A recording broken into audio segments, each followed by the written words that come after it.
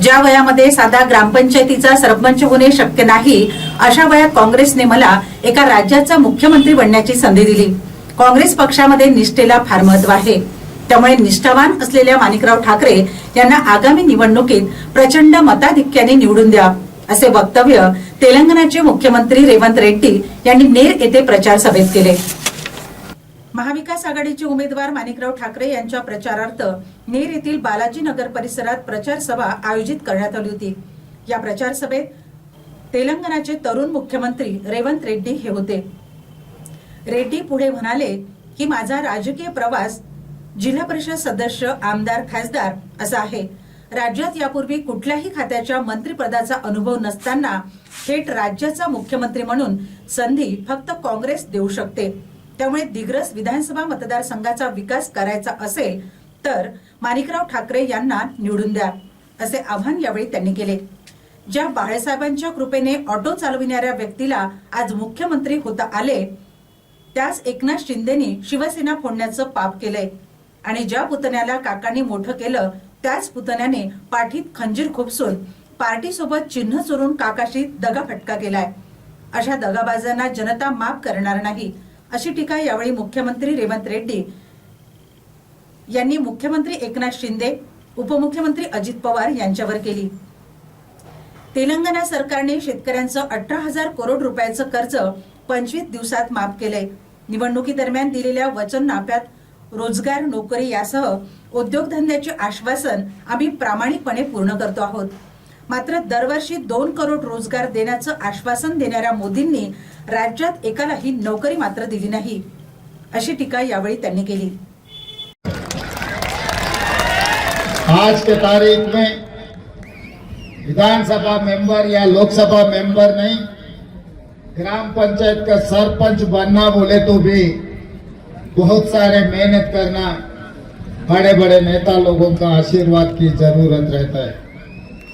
मगर आपके बगल से लोग ये मत समझो मैं दिल्ली से आया, नहीं तो उत्तर प्रदेश, मध्य प्रदेश से आया, नहीं, आपके बगल के राज्य तेलंगाना राज्य से यहां पर मैं हाजिर हूं। इसीलिए कि पिछले चुनाव में जो तेलंगाना विधानसभा जब चुनाव हो रहा था, तब तेलंगाना की जिम्मेदारी माणिकराव ठाकरे साहब ने उठाई। उन्होंने उनके घर में 1.5 साल, उनके गांव में 1.5 साल में बहुत कम दिन उन घर पे या उनके गांव में रहा। हर दिन, हर मिनट तेलंगाना कोने कोने पे, हर बंजारा गली गली में घूमकर कांग्रेस पार्टी को जिता के सोनिया गांधी जी, मल्लिकार्जुन खड़गे जी, राहुल गांधी जी से बहस करके, मैं इससे पहले कुछ नहीं था, मैं जिला परिषद मेंबर था, एमएलसी था, एमएलए था, एमपी था, मगर कभी मैं मंत्री नहीं बना।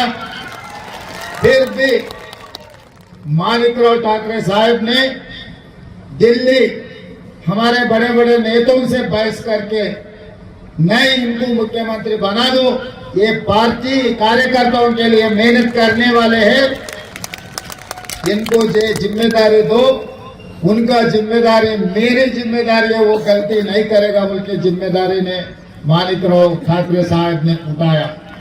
इसीलिए आज तेलंगाना के मुख्यमंत्री होदा पे मैं दिग्रस विधानसभा में आज आप लोगों से मैं ये गुजारिश करने के लिए आया, आपको माणिकराव ठाकरे साहब को वोट दिए तो आपका नाम बढ़ेगा, आपके दिग्रस का नाम पूरा महाराष्ट्र से लेकर तेलंगाना तक आपका नाम रोशन करने वाले हैं।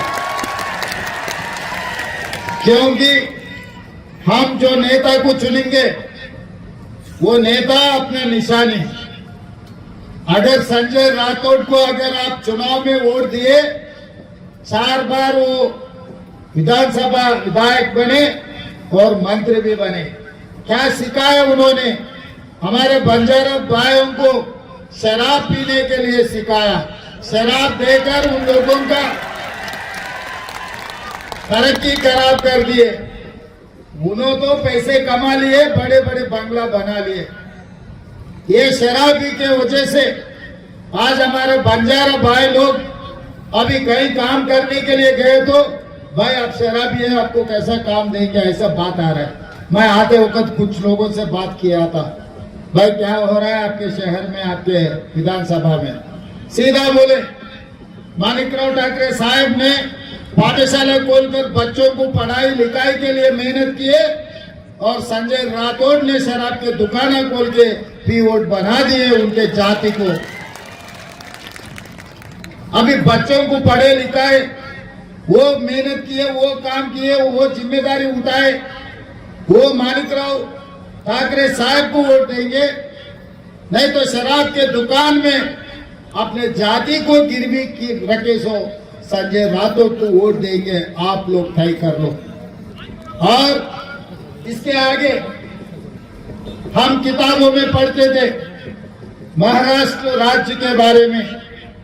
हिंदुस्तान में सबसे बड़ा राज्य उत्तर प्रदेश रहा तो दूसरे राज्य महाराष्ट्र।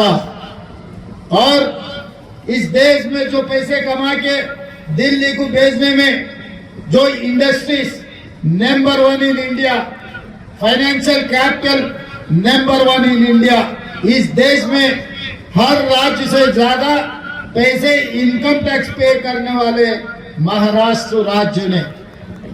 हम किताबों में पढ़ते थे जब हम स्कूल को जा रहे तब महाराष्ट्र का मतलब छत्रपति शिवाजी महाराज के नाम सुने और डॉक्टर बाबा साहेब अम्बेडकर जो आज अपना पूरा कॉन्स्टिट्यूशन अपने को जो दिए, संविधान जो दिए, वो महाराष्ट्र राज्य से वो बड़ा बनकर इस देश को संविधान ने दिया। ये किताबों में हम पढ़ते थे। ये महाराष्ट्र धरती वीरों का धरती है। अच्छा देश आगे बढ़ाने के लिए जो मेहनत की है, जो शहीद हुए, उनकी धरती है ये महाराष्ट्र धरती। उसके बाद हमने सुना, हमने पढ़ा, हमने टीवी में देखे बाला साहेब ठाकरे के बारे में। कभी भी राजनीति का चर्चा आएंगे, इस देश का प्रधानमंत्री कोई भी हो, बाला साहेब के बात सुनना ही पड़ता था। बाला साहेब का मतलब एक शक्ति, छत्रपति शिवाजी महाराज के वारिस, वो वारिस ने महाराष्ट्र का नाम रोशन किया। और शरद पवार 35 साल में मुख्यमंत्री बने, 50 साल के ऊपर ये देश के लिए सेवा कर रहा है। राजनीति में एक दिन भी नहीं हारा। मगर आज मैं याद दिलाना चाहता हूं, जो बाला साहेब ठाकरे ने जिनको मंत्री बनाया, पहले वो ऑटो चलाता था, ऑटो चलाने वाले को विधायक बनाए, उनको मंत्री बनाए, वो एकनाथ शिंदे आज उद्धव ठाकरे साहब को चूरा भोंककर कोवर्त बनकर गुजरात वाले का गुलाम बन गए। और शरद पवार ने अपने बेटी को मंत्री नहीं बनाए, उनके भाई का लड़का अजित पवार को मंत्री बनाए, उप मुख्यमंत्री बनाए। मगर अजित पवार ने क्या किया, अपने चाचा को धोखा देकर पीठ में चूरा बोलकर वो भी गुजरात के गुलाम बन गए। ये ऐसा नौबत कभी सोचे क्या आप लोग? हम तो नहीं सोचे। महाराष्ट्र बोले तो ये किसानों का अड्डा है, महाराष्ट्र बोले तो ये इंडस्ट्रियल एक अड्डा है, मगर आज धोखेबाजों का, कोवर्तों का अड्डा हो गए। आज अगर एकनाथ शिंदे, अगर अजित पवार ऐसे लोग फिर दोबारा नेता बनकर महाराष्ट्र में सरकार बनाए तो पूरा देश में, हिंदुस्तान में, पूरे दुनिया में महाराष्ट्र का मतलब ये कोवर्त का धोखा देने वाले का नाम सुनना पड़ता। आप लोग बर्दाश्त करते क्या ये नाम को? आप लोग सोचो। इसीलिए आज छत्रपति शिवाजी महाराज के वारिसों को मैं पूछ रहा हूँ, बाला साहेब ठाकरे वारिसों को मैं पूछ रहा हूँ, शिव सैनिकों को मैं आज पूछ रहा हूँ, आप बदला लेने का वक्त आए। आप लोगों के हाथ में है आज ये डिग्रास का एमएलए कौन बनना कौन नहीं बनना। मैं ये पवन जी